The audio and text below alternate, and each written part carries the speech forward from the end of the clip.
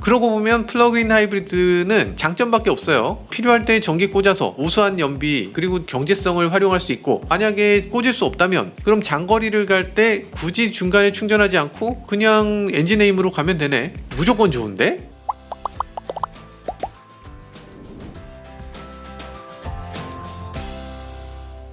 네, 안녕하세요. 오렌지 테레비 친환경차 리뷰의 김한영입니다. 요즘 구독자님들이 저한테 스파이샷을 많이 보내주시는데요, 이런 스파이샷도 있습니다. 이거 스포티지예요. 스포티지인데 옆에 충전구가 있다고. 그래서 스포티지 전기차 나오냐 이런 얘기를 하시는 분들이 계십니다. 그리고 심지어 소렌토도 있어요. 소렌토도 옆구리에 충전구가 있는 차가 있습니다. 스포티지, 소렌토, 전기차 나옵니까? 나오면 좋겠는데 아쉽지만 나오진 않습니다. 그러면 이거 무슨 차냐? 스포티지, 소렌토, 플러그인 하이브리드입니다. 하이브리드면 하이브리드지 무슨 플러그인이냐, 충전구는 또 왜 있냐, 뭐 이러시는 분도 계신데, 이런 거 궁금해 하시는 분들이 많을 것 같아서 저희가 도대체 플러그인 하이브리드는 무엇인지, 그리고 우리나라의 플러그인 하이브리드 어디까지 왔는지, 앞으로는 또 어떻게 될 것인지 함께 살펴보시죠. 네, 요즘 하이브리드를 관심 있게 보시는 분들 많으시죠? 사실 저도 소렌토 하이브리드 타기도 했고, 하이브리드 인기가 대단한 것 같습니다. 올해 10월까지 판매량을 놓고 보면요, 가솔린은 69만 3천 대라고 합니다. 1위, 2위는 디젤 28만 8천 대, 상당하고요. 그 다음이 LPG가 아니고 하이브리드입니다. 하이브리드는 17만 대가 넘게 팔렸다고 해요. 하이브리드는 보통 일반 가솔린 차나 디젤 차보다 더 비싸잖아요. 그런데도 이 정도가 팔리다니 대단하죠. 사실 전기차로 넘어가고 싶은 사람들이 굉장히 많다고들 해요. 그런데 전기차로 넘어가려니까 이건 조금 부담스럽다. 아니, 전기 떨어지면 어떡해? 지방까지 열심히 타고 가다가 갑자기 차가 멈춰버리면 어떡해? 하는 걱정들 있잖아요. 그리고 우리 집에 충전기가 있을 때도 있지만 하나밖에 없어서 다들 충전하려고 하면 그럼 나는 충전 못하겠네. 그럼 차 못 쓰는 거야? 그럼 어떡해? 라면서 전기차로 못 넘어가시는 분들, 이런 분들이 굉장히 많아요. 그러면서도 휘발유 값은 너무 비싼데 경제적인 차는 타고 싶고 친환경적인 것도 생각해야 되잖아. 이런 분들이 이렇게 하이브리드를 선택하는 것 같습니다. 그래, 하이브리드는 대충 알겠어, 나도 타봤어 하는데, 그럼 플러그인 하이브리드는 뭐냐? 이거는 잘 모르시는 분들 많은 것 같아요. 일단 플러그인 하이브리드 얘기하기 전에 하이브리드가 뭔지부터 설명드려야 될 것 같아요. 하이브리드는 두 개를 섞는다, 함께 이용한다. 그래서 엔진, 모터 이렇게 두 가지를 함께 사용하는 거, 이게 하이브리드입니다. 일반 가솔린 엔진은 버려지는 에너지가 너무나 많았습니다. 예를 들어서 고속으로 주행하다가 감속하는 경우, 이런 걸 한번 생각해 보면요, 감속할 때는 그 에너지를 그대로 버리고 다시 가속할 때는 연료를 다시 태워서 써야 되고, 이렇게 되는 게 일반적인 자동차였잖아요. 하이브리드는 뭐냐면 감속할 때 그 에너지 그냥 버리지 말고, 그걸 좀 에너지로 저장해 놓고 있다가 가속할 때 휘발유를 계속 태우는 게 아니라 이때 모터를 좀 구동시켜서 모터도 같이 쓰면 되겠네 라는 게 하이브리드예요. 그렇기 때문에 버려지는 전기를 이용하는 거니까 당연히 에너지 효율이 더 좋아지겠죠. 게다가도 보통의 경우는 자동차 시동을 걸 때 킬릴릴릴릭 붕 이런 느낌 들잖아요. 연료를 어쨌든 사용하게 되는 거지. 그러니까 그런 경우에도 하이브리드 차는 모터를 이용해서 일단 차를 발전시켜 놓고 차가 움직인 다음에 시동을 걸게 되는 거죠. 그러다 보니까 모터를 이용해서 차가 어느 정도 움직여야 제대로 된 풀 하이브리드라고 얘기합니다. 그래서 이 풀 하이브리드 자동차들은 가다 서다를 계속 반복하는 그런 시내 구간, 정말 길이 막힐 때, 이럴 때는 아예 엔진 시동을 걸지 않고 그냥 모터만 갖고서 가요. 연료 소모도 굉장히 적고요. 그리고 더 정숙하기도 하고, 그리고 움직이는 느낌도 훨씬 더 좋아서 막히는 시내길에서 이 하이브리드의 장점이 극대화되기도 하죠.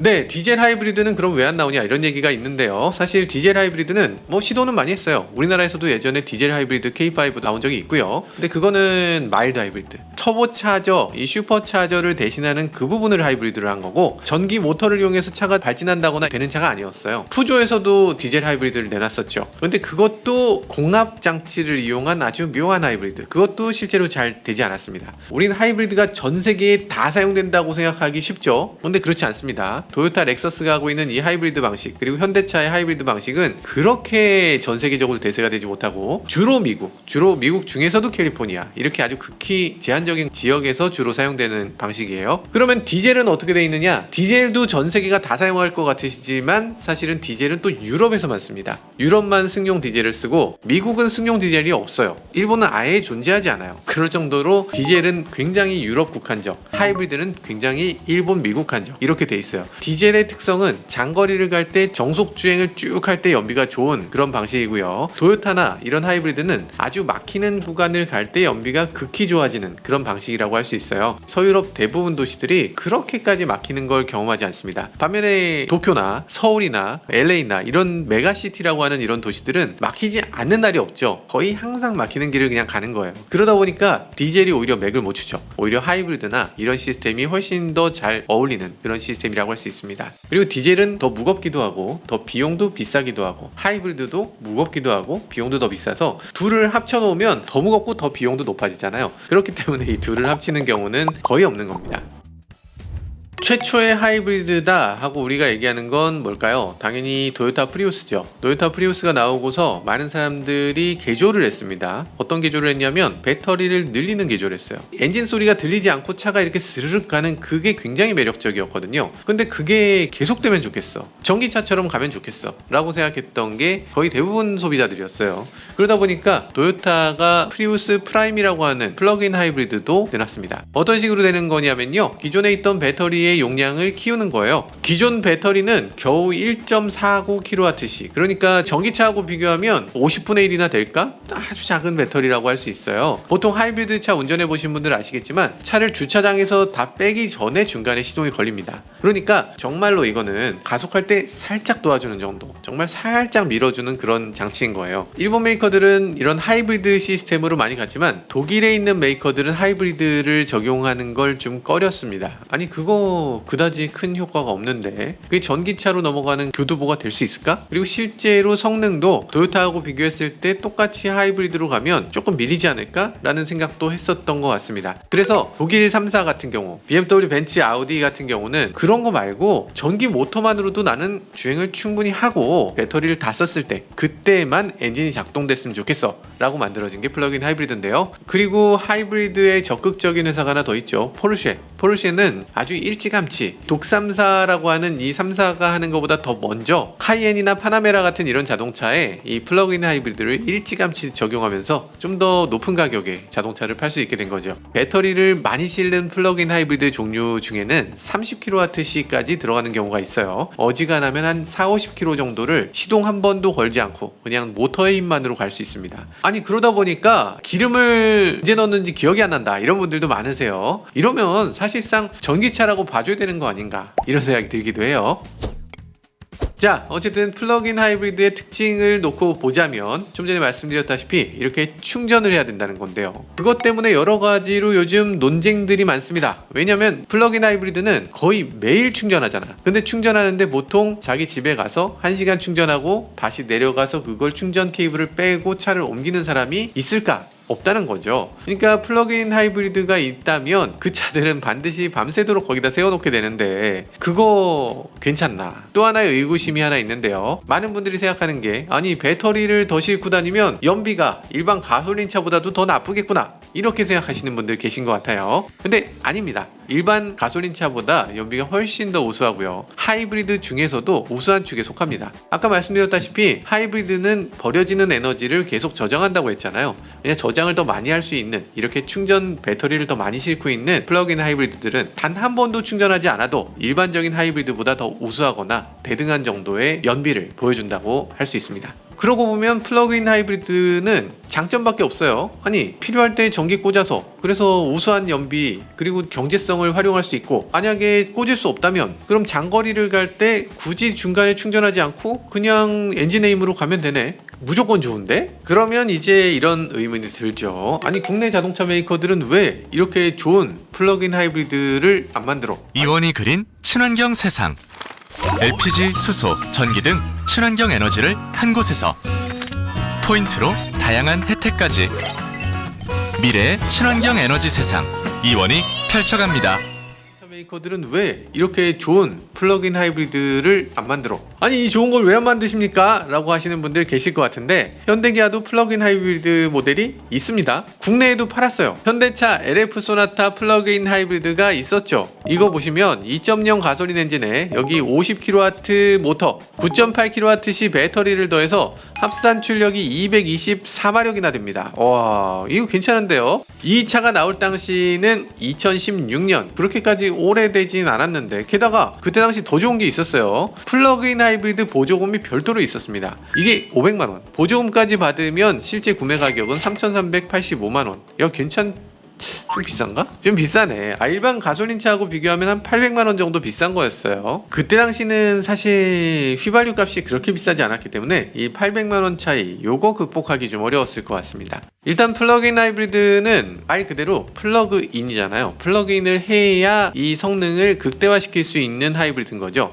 그러니까 일반 하이브리드도 비싼데 그거보다 플러그인 하이브리드는 더 비싸요. 그러니까 이 더 비싼 만큼을 만회하려면 충전을 해야 그 능력을 제대로 발휘할 수 있는 거죠. 근데 충전을 할 수 있나? 2016년만 해도 일단 전기차 충전소가 어딨어? 충전 사업자가 어딨어? 없잖아요. 전기차의 태동기라고 할 수 있는 게 2020년 정도예요. 충전소라는 거 자체가 뭔가 아주 괴상한, 아주 특이한 일이었고, 그리고 그때 당시 이 충전이라는 것에 대한 사람들의 거부감이 너무나 강했습니다. 요즘 같으면 뭐 전기차 충전 그냥 잘 때 꽂아놓으면 끝나는 거예요, 이렇게 얘기하지만 그때 당시는 전기차 충전 8시간 걸립니다. 그러면 앞에 있는 사람이 빵 터졌어요. 하하 이렇게 웃었다고. 주유소에 가는 걸 생각하는 거죠. 주유소에서 주유하면 3분이면 끝나는데 아니 그거를 어떻게 8시간 동안 충전을 하고 있어요? 말이 안 되잖아요. 이런 식으로 얘기했던. 그러니까 플러그인 하이브리드가 실패한 건 그때 당시 인프라, 충전에 대한 거부감 이런 것들이 있었기 때문이라는 생각이 드네요. 지금 봤을 때 이 플러그인 하이브리드 유럽에서는 또 어느 정도 잘 되고 있거든요. 현대는 국내에서만 이 플러그인 하이브리드를 팔지 않는 거지, 이 투싼, 산타페 이런 플러그인 하이브리드 유럽에 팔고 있고요. 기아도 스포티지, 소렌토 플러그인 하이브리드 팔고 있습니다. 지금 스파이샷으로 나온 거 여러분들이 보내주신 이 사진이 바로 그 플러그인 하이브리드입니다. 친환경적인 규제가 심한 곳에서는 이렇게 플러그인 하이브리드, 전기차 이렇게 적극적으로 팔게 돼 있어요. 우리나라도 사실 규제가 충분히 있다면 아마 더 열심히 팔겠죠. 그리고 또 유럽 시장에서 판매되고 있는 이런 차 실제로 잘하고 있습니다. 얼마나 잘하고 있냐면 올해 6월에 독일의 자동차 전문지 아우토모터 운트 스포트라고 하는 잡지가 있는데요. 이 잡지에서 토요타 라브4, 오펠 그랜드랜드, 볼보 XC40, 스포티지 이렇게 4개의 플러그인 하이브리드들을 놓고서 그 최고의 플러그인 하이브리드를 뽑았는데요. 여기서 스포티지가 유럽에서 판매되는 최고의 자동차, 최고의 플러그인 하이브리드로 인정받기도 했습니다. 아니 이렇게 잘 나가면서 우리나라엔 안 판다고? 섭섭하죠. 가만 보면 플러그인 하이브리드를 내놓지 않고도 잘 팔리는 시장에 굳이 플러그인 하이브리드까지 내놓을 필요는 없었다 라고 판단했던 것 같아요. 실제로 자동차 회사에서 가장 마진이 많이 남는 자동차는 이 가솔린 자동차, 기존 자동차와 똑같이 하는 게 가장 마진이 많이 남을 수가 있고요. 여기서 하이브리드가 되면서 마진이 줄고 플러그인 하이브리드나 전기차로 되면 마진이 크게 떨어지는 걸 볼 수 있어요. 왜냐하면 배터리라는 것 자체가 자체적으로 만드는 게 아니고 사와야 되는 물건이기 때문에 이 배터리, 모터 이런 전장품을 많이 사용하는 제품일수록 안 팔리기를 바라는 그런 마음도 있습니다. 그래서 자동차 회사의 마케팅 방향 때문에 이 플러그인 하이브리드의 인기가 그만큼 식었다고 볼 수도 있죠. 플러그인 하이브리드의 장단점 이런 것들 보셨을 텐데요. 생각해보면 여러 가지로 좋잖아요. 배터리를 잘 충전할 수만 있다면 주말에 나갈 때도 굉장히 안심이 되고, 만약에 충전을 못했어, 충전하는 걸 깜빡했어, 잊어버렸어도 뭐 그다지 부담되지 않고 여러 가지 면에서 좋죠. 아마 우리나라 소비자들 전기차로 바로 넘어가기 전에 그 중간적인 과정이 필요하다면 이 플러그인이 가장 적절한 게 아닌가 그런 생각이 들고요. 사실 보조금도 지금 전기차에만 보조금을 주고 있는데 꼭 그렇게 할 이유가 없습니다. 왜냐하면 플러그인 하이브리드를 전기를 충전했을 때 일반 가솔린보다 훨씬 더 비용이 덜 든다면 무조건 충전할 거 아니에요. 그러니까 전기 플러그를 더 많이 보급하기 위해서, 아파트마다 플러그가 더 많이 생기기 위해서는 이 플러그를 꽂으려는 수요 자체가 늘어나야 되는데, 그러기 위해서 가장 적절한 방식, 정말 많은 사람들이 그다지 부담을 갖지 않고 적용할 수 있는 방식은 사실 플러그인 하이브리드가 아닌가 하는 생각이 들어요. 게다가도 이 플러그인 하이브리드 보면 어지간한 경우는 한 40km 정도는 전기로 주행할 수 있거든요. 그래서 우리나라의 출퇴근, 이 서울시나 이런 대도심의 출퇴근에 가장 적절한 방식의 전기차가 아닌가 하는 생각이 들기도 해요. 지금 보면 이 수입차 메이커들이 플러그인 하이브리드 시장을 독식하고 있는데 우리나라 자동차 회사들도 이제는 국내 시장에 이 플러그인 하이브리드를 조금 더 많이 보급해줬으면 하는 바람이 있습니다. 지금까지 저는 오렌지 텔레비 친환경차 리뷰의 김한용이었습니다. 감사합니다.